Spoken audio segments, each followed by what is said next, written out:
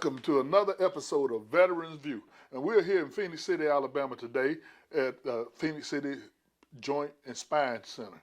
And we're here with Dr. Cooper.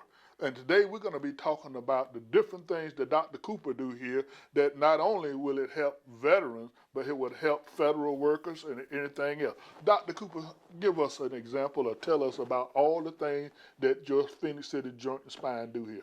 Well, first of all, thank you for being here. Yes, sir. Me to have an opportunity to sit down and talk a little about something that's been our passion for a little bit. My father served, my son's at West Point, my daughter is finishing up ROTC, she'll be serving. And some of the things that we've looked at doing is trying to create a different atmosphere for how veterans, how federal employees with CA1s and CA2s, helping them get them approved, how they're treated, how that whole process takes place. Some of the stories we hear are just ridiculous, especially for our, we actually have a vet who, was in a major collision. Yes, sir. Gashed his head, had all these issues, and they denied his claim. So it's like, wait a minute now, how has this happened? But he was working. But we got those claims approved, so we got him under treatment. But what we've tried to do here is look at what's going on today and how people are treated. Let's say if you were a professional athlete. Yes, sir. Right? The type of care you get. You would get regenerative medicine. You would get manual therapy, massage therapy. You would get electric stim. You would get ultrasound. You would have multiple providers working on your case, even if it's chronic. Right. There are a lot with chronic injuries, and they'll work with those all the way through so that player can still perform. Right. How come that level of care isn't available? Why isn't that being done for our veterans? Why isn't that being done for our federal employees? Because it's not convenient, because it's expensive, and because so many times once you can give a diagnosis for it, well, it's arthritis. So now every time the patient comes in, well, now my shoulder, it's just your arthritis. You got fibromyalgia. Well, now my knee, was this your fibromyalgia? No, it's not. They got a knee problem. Yes, sir. They got a shoulder problem, and it needs to be looked at and treated as a shoulder, as a knee problem. Oh, well, they already did surgery on my neck. Can't nothing else be done for it. Why not? If you're alive, something can be done for it. Yes. And so there's ways and things now that we can do with different professions working together. We now have contracted a physical therapist as well, and with all the professions working together, we're able to come up with treatment plans that are a lot more effective. Instead of, well, you go to this department and see this person, then you go over here and see this person. We're in the process now of finalizing some plans to build a new facility. It'll be between 6,300 and 7,000 square feet. It'll be right out here in front of the building in the grass, and it's dedicated, really, most of it, the origin of it, came from working with federal injury patients and with our VA patients, the need to have one facility. It'll have a surgery center in it, it'll have medical, it'll have therapy, it'll have chiropractic, all in one facility, so they don't have to go 5 different places to get a injury or an ailment looked at, diagnosed, treated, and maintained.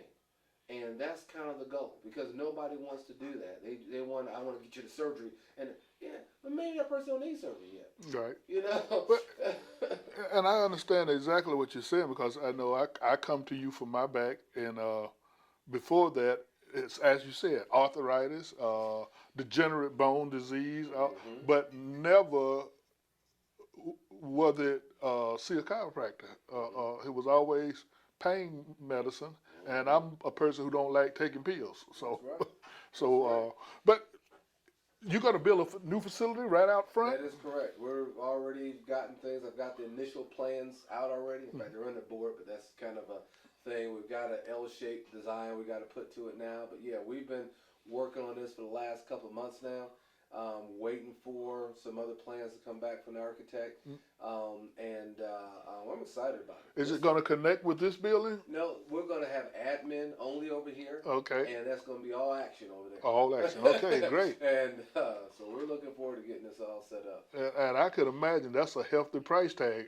It is, but at the same time, here's what I found is that if people understand what we're doing, I'll give you a case in point. We started doing infusions, right? Infusion therapy. So why infusions? I believe in getting the inoculation, getting the shot, getting the COVID shot. Exactly. I tell people all the time, oh, well, it's only as bad as the flu. Well, okay, let's say you're right. Well, the hospital can handle 1 or 2 of y'all. But if 50 y'all show up, then half y'all are going to have to die because the hospital can't handle all of them. Okay. Right? So we got to slow it down. But what does a shot do? It boosts your immune system to the point that it can handle fighting this Well, if your disease. immune system is low, even the shot will help a little bit.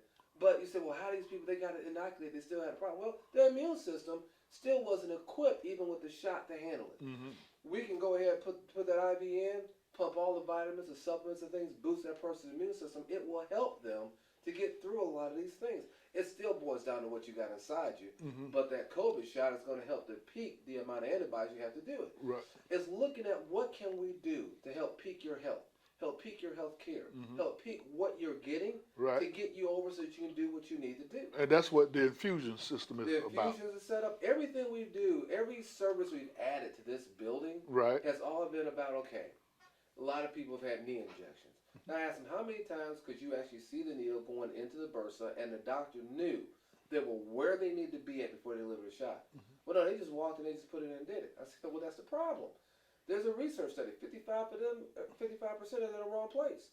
But we look at it under a C-arm visually so you can see it as it's being done. You can look at it. The dye is showing the exact person, the exact spot. This is important. And so it's critical. So this is, well, yeah, I've gotten this, this thing for my knees done over here. If it wasn't under a C-arm, then chances are it wasn't even delivered where it needed to go. Right. And so the whole thing is saying, okay, healthcare is done a lot of places, but is it targeted for these people? Is your condition being targeted as a specific condition, or is it just one of many?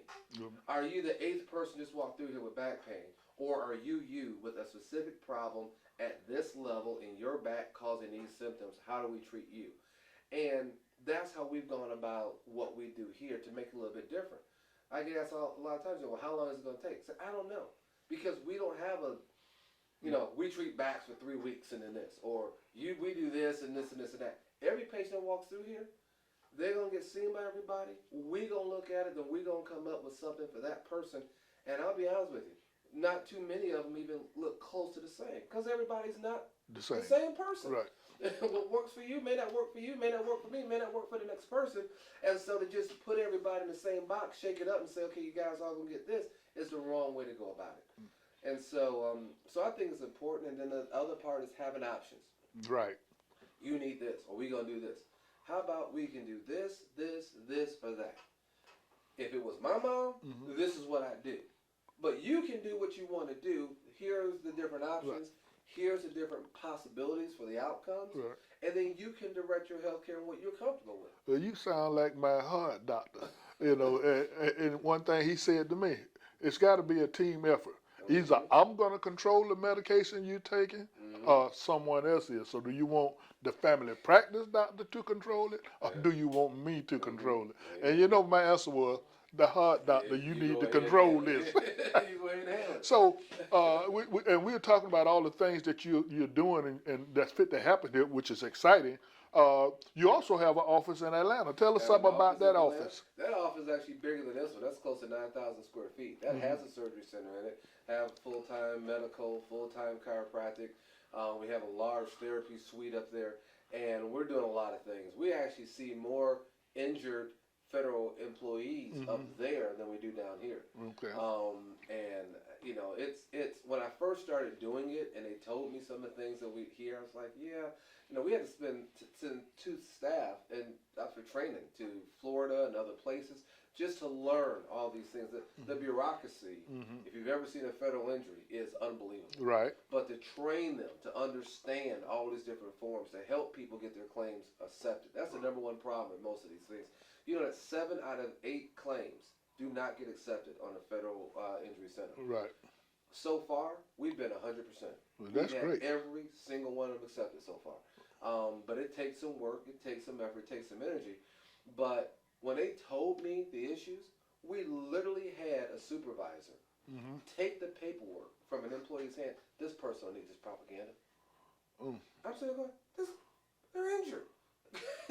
I mean, I never would have believed that that's the way some of them are treated at work. And it's like, okay, well, you're going to come here, and our focus is going to be help making sure your case gets taken care of. Right. It should be, you are the doctor, and you have to write the prescription. Right. And I heard T.D. Jakes say, and I'm not a real T.D. Jake fan, but I heard him say, I have to have an anointed pastor. Well, I want an anointed doctor, a doctor that got faith, you know, and so I can trust you. I gotta say this is so funny. I have some doctors I mentor, we teach, and we share with each other. I call it iron sharpens iron. I was talking to one of them, and he said, "Man, I feel like I'm on a cusp of greatness." I said, "Man, I love that." Mhm. COG. Every day, wake up. I'm on a cusp of greatness. What you really want is a doctor that's got a vision, that wants to keep driving forward, looking at what's out there, looking at what's available. How can I add that to this community? Well, this is this area. They don't have that kind of thing here. Great, then we need to bring it here. Because the people here deserve it just like the folks in California or Atlanta or any place else. Instead of looking at what everybody else is doing, look at what everybody isn't doing. Right. And let's see what we can do to add that to it. And I truly think that people can talk to you, and they can tell whether you actually care about them by how you talk to them. If I never see a smile on your face, never see you ask me about something other than my pain, or how your life, then I got some issues with that because I don't think you care enough about me. But not changing the subject, but I like what you said about the shot and what we need to be doing, and we always trying to encourage people to take the shot. We're not trying to take anybody's faith away from them or their beliefs, but we try to tell them if they love their neighbor, if they love their mother, their father, their sister, their grandparents, then you need to take the shot because their bodies may not be as strong as yours. As a chiropractor, my profession and my training is diametrically opposed most times to anything like it at all. That's just the way how we're trained. Right. My kids weren't inoculated when they were first born. But my thought process about a newborn that doesn't have an immune system yet, so there's nothing to really speed up, versus a 14, 15, 16-year-old or a grown adult who has a full functioning immune system. And when you have problems, it's not because of the shot, it's because your immune system isn't strong enough. You can build that up through diet, through other things, and get the shot to protect yourself. To complain about, I don't want to wear a mask, and everything else, and then to not get the shot, it's the same thing. Right. I mean, if everybody got the shot, you wouldn't have to wear a mask. Right. If everybody Exactly. got the shot. So we're creating a problem, then getting upset about the problem. And I get it. I didn't want to get the shot. I understand it. I don't like to wear a mask. Heck, you see me. I wear this thing around here. When I'm in office, I got to wear this thing, Hapo. But, you know what? We got to do what we got to do. Why? I don't want my wife sick. I don't want to pass something from one person to something else. Right. We want to get back to enjoying our life and doing what it takes. And, it's not like this is the first time this ever happened. Right. And to be honest, most of the folks who don't want to get the shot, I bet you they had I bet you they got their shot for the flu. I bet you they got their shot when they were kids. I bet you got their polio shot. I bet you got that. We had to take shots just to go to school. Well, I had a patient that was so opposed to this shot, and then I sat there. I said, "Well, you had COVID the first time." "Yeah, I had COVID." I said, "Well, how'd they treat it?" He said, "Well, they gave me that Regeneron when I was in the hospital, blah, blah, blah, blah, blah." And I just let him talk. And I said, "I just want to say one thing to you. That Regeneron you got, that's under the exact same, or was under the exact same emergency resolution, using the exact same technology as the shot. So you had to wait, go in the hospital, take up a hospital bed, which they ain't got enough of them, get a shot that cost $10,000 to try to live, when you could have got it free and never been in there." Exactly. And then you got to go through an IV drip for so many hours just to get it in you. Again, it's just thinking about what the long term, and like I said before, it's not that people say, "Well, COVID ain't that bad." Well, maybe it's not. It's not that one or two or three get it, it's that bad.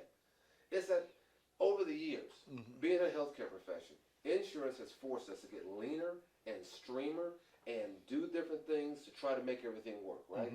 Hospitals have had to cut out every space that doesn't produce income. So they don't have the extra beds to handle the population. Exactly. I mean, people would be shocked to find out how many ICU beds they have for Columbus, Georgia. It ain't 100. I mean, I'm just saying. I have a good friend that runs 12 hospitals in Houston. He sent me a text yesterday. They had 2 ICU beds left. 2 for Houston. That's a big medical complex. 2 left. I said, that's the problem. To sit there and say, well, somebody's got to die before you can get a bed. You don't want to be in that situation. And I think that people don't make decisions for themselves. They listen to what people say that have no experience whatsoever in the medical field. Yeah. So, with that being said, Doc, is there anything else you want to say that to our public so that they can understand what you can do for them here at Phoenix City Joint and Spine? I would say this is just to give us a shot. We're here to help you to look at your issues, your problems, and you can go to our website. We're now known as Kai Medical Management for all the different companies, whether it be Phoenix City Spine and Joint or South Atlanta Spine and Joints, whatever. But you can go to www.kaimedicalmgt.com or PCSpine, PhoenixCitySpine.com. You can see the information there. Call, and our staff will walk through the situations. If we can help you, we'll let you know. If we can't, we'll let you know. And but the worst thing to do is just deal with it and not try to get the help you need. Right. And we will have the number running across the bottom of the screen so you can see it and you can call Dr. Cooper or his staff here at Phoenix City Joint and Spine. And as we always say, go get a shot if you haven't gotten one yet, and wear a mask. Keep your neighbors, your friends, your co-workers, keep them safe. And I'm Leroy Davis, your host on Veterans View, and we'll see you next time right here on Veterans View.